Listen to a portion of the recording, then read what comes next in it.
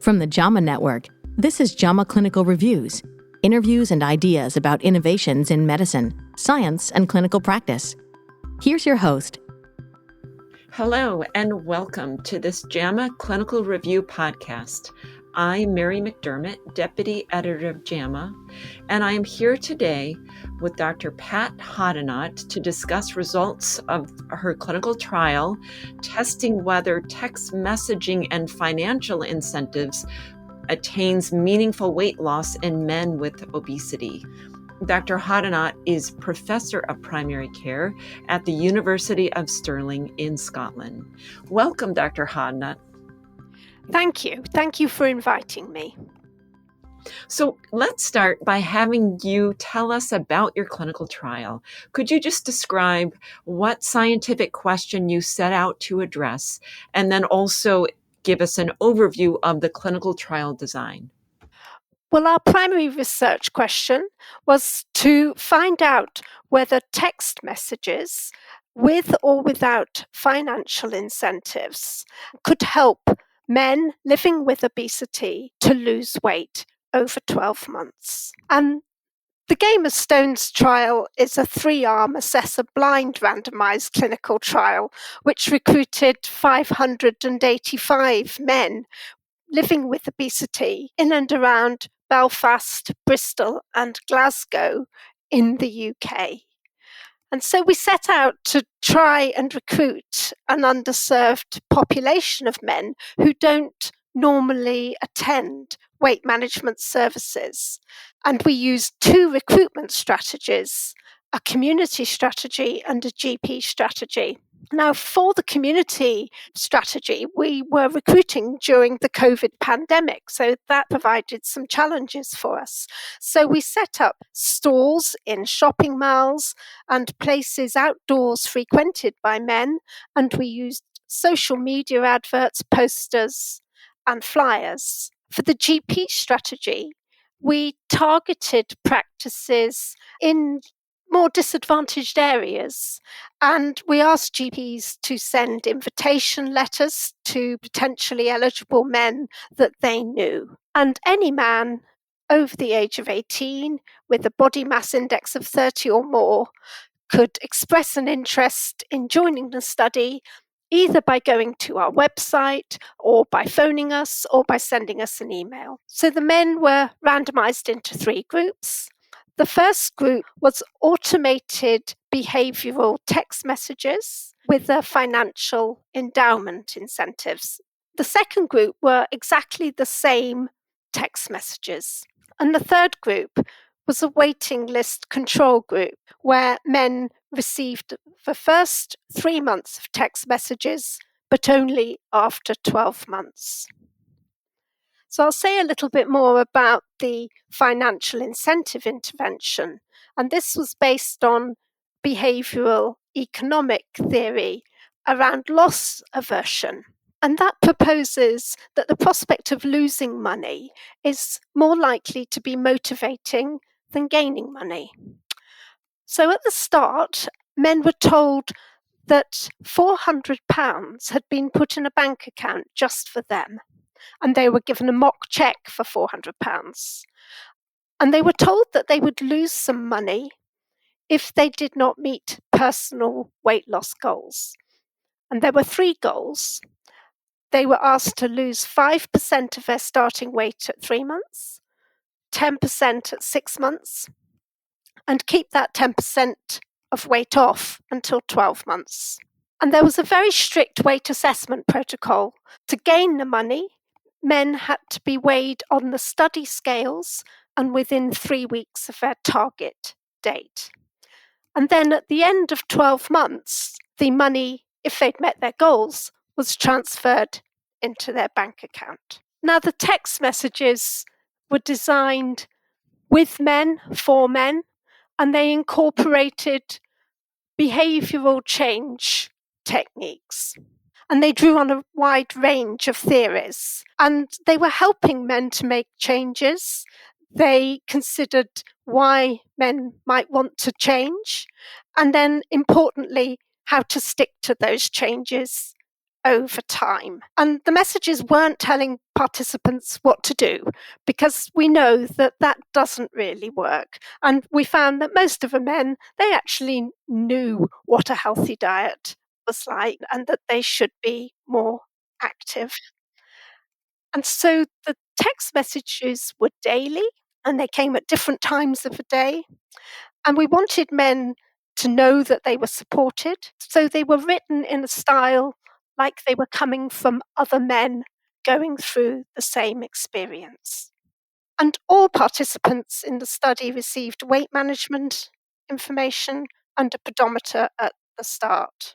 So the primary outcome was within participant weight change at 12 months compared to baseline.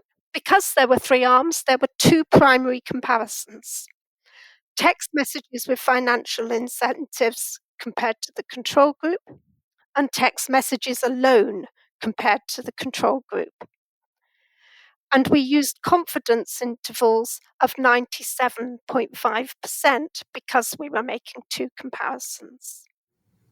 Okay, great. And also, Dr. Hoddinott, would it be possible to give us some examples of the text messages? You described them, but like maybe some specific examples.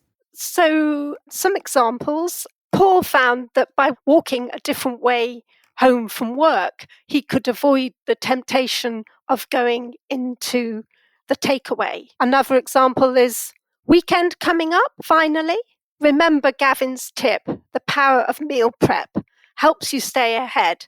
Time for another batch preparation session. So that asks a question, and several of the text messages ask questions for men, and men were able to respond if they wanted to. However, we did say to men that we couldn't read all of the responses, and so we wouldn't be replying to them. And presumably the texts were made up prior to starting the trial, or were these references to actual men in the trial? So some of them were references to men in our pilot trial, and we worked very, very closely with men in the target population and with a charity called the Men's Health Forum, who helped us to edit the texts so that they engaged men. A lot of them were real examples from the experiences of men living with obesity and things that they'd found helpful. And your primary outcome was 12-month change in weight. Yes. And could you tell us what you found? We found that the text messages with financial incentives group, they lost about 5% of their starting weight. The text messages only group lost on average 3% of their starting weight. And the control group on average lost 1% of their starting weight. So when we compared the text messages with financial incentives group with the control group, they had lost significantly more weight. However, when we compared the weight loss for the men in the texts only group, we found that there was no significant difference from the control group. And what was the difference in weight between the financial incentives plus text compared to the control group? Compared to the control group, the mean percentage weight loss was 3.2% in the text messaging with financial incentives compared to the control group. And for the text messages alone, it was 1.4%. So the financial incentives with text messages was effective, statistically significant, while the text messages alone was not effective compared to the control group. Were there any surprises in the results for you?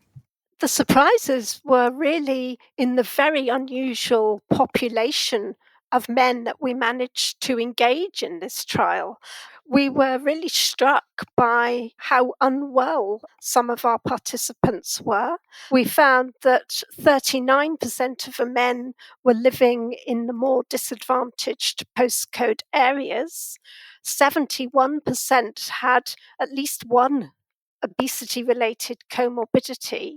40% had multiple long-term conditions, and 29% of the men reported that they were living with a disability.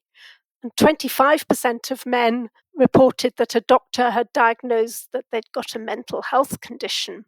When we analysed our mental health measures in the trial, we found that a further 25% of men seemed to be at risk of a mental health condition. So I think we were quite surprised by what an underserved population of men we'd managed to recruit to this trial. And would you say that those characteristics would be comparable to men with obesity in primary care settings in general? Or could you just speak to who the results may be generalizable to?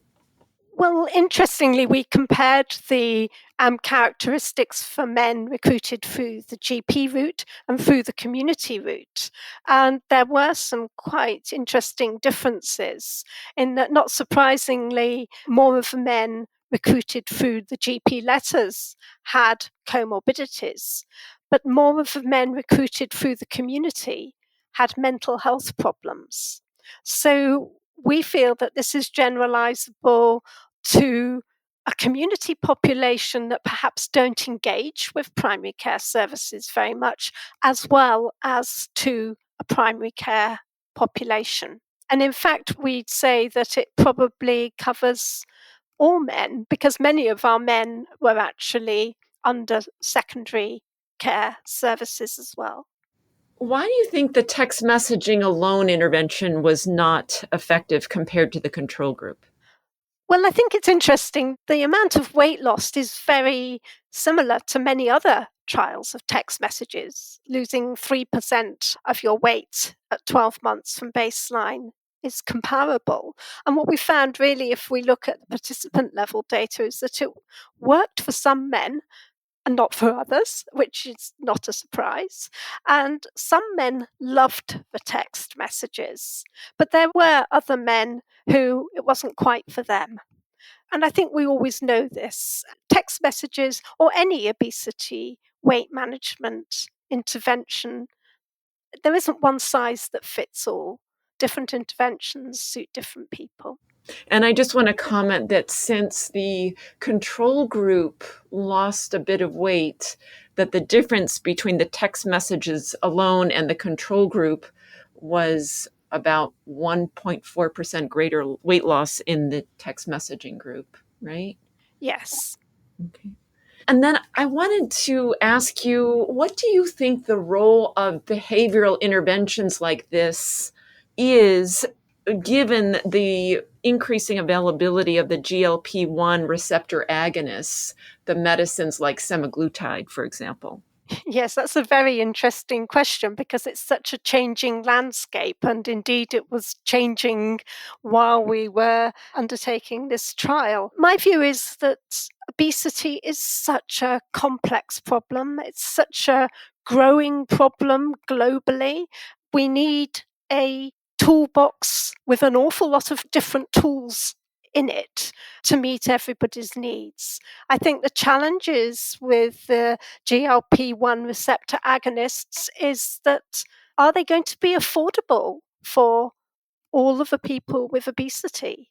And certainly in countries like the UK, where there's a publicly funded NHS, we have 1 in 4 of our adult population have obesity.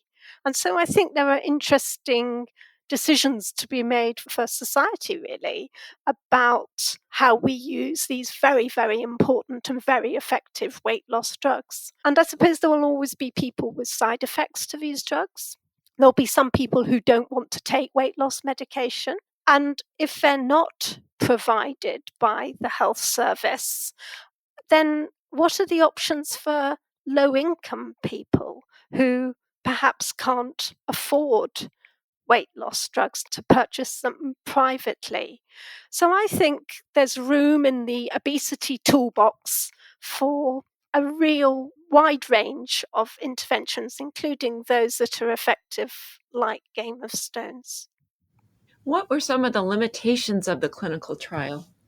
This is a men-only trial, so we don't know what the generalizability would be to women. The population had about 10% ethnic minority groups, which fits with the areas where we recruited. But obviously, we would want to know the generalizability to other ethnic minority groups and people where English isn't their first language. Also, how can it be inclusive for people with low literacy, those without a mobile phone, and those who are partially sighted? There were also an important limitation in that we had differential follow-up across the three groups. The study was powered on 75% follow-up at 12 months for a weight assessment, and that was met for the text messages with financial incentives and for the control group, but it wasn't met for the text messages only group, where there was only 66% follow-up at 12 months. How should clinicians use the findings from your clinical trial? And I'm thinking particularly about the financial incentives. Is there a way to incorporate that into clinical practice? And if so, how? Well, who pays for the financial incentives is obviously a question. And I have to say that we are following 24 months. We're still following them up in this trial. Then there will be a cost effectiveness analysis, which I think will be quite important for those making decisions about whether to implement Game of Stones or not. Health service organisations, for example, primary care organisations, might choose to pay for the incentives because for primary care, Game of Stones, there are only 4 brief 10-minute weight assessments. And the weight assessments, you don't need any particular training. There's no intervention delivered by the people weighing the participants. And so it's really very efficient from the point of view of primary care time. And the current recommendations from systematic review evidence are that behavioural weight management interventions in primary care require a minimum of 12 contacts over a year. So Game of Stones trial has demonstrated that 4 contacts seem to be sufficient. Are there any practices in the UK that are incorporating financial incentives as a means to lose weight in clinical practice? No. Currently, our NICE guidelines, the National Institute of Clinical Excellence, their guidance recommends only financial incentives to be considered in the workplace. That's a tricky issue because obviously a lot of the men in our trial weren't in employment. And so I think it's very new and innovative approach for the UK. Is there anything else you'd like to add that we didn't cover in our discussion today? I can't think of anything. I was going to mention that this work all started with 4 systematic reviews we did back in 2010 called the Romeo reviews that identified the enormous gaps for evidence for weight management interventions in men and how very few are designed with men in mind. Really, this work led on from those findings. Why did you focus on men? You kind of alluded just now to the fact that men you felt were not typically included in clinical trials. Is that the main reason you focused only on men? Yes, the 4 systematic reviews that we undertook, the Romeo systematic reviews, showed that men were seldom included in clinical trials for weight management, and also they don't attend weight management services as frequently as women do. This is a finding in the UK with the diabetes prevention programs and cardiovascular prevention programs as well. And so it's quite a big problem. And the more socioeconomically disadvantaged you are, the less likely you are to be represented in weight management trials. Thanks for listening. This is Mary McDermott, Deputy Editor of JAMA, and I've been speaking today with Dr. Hoddinott, who is Professor of Primary Care at the University of Stirling in Scotland. This episode was produced by Shelley Steffens at the JAMA Network. To follow this and other JAMA Network podcasts, please visit us online at jamanetworkaudio.com. Thanks for listening.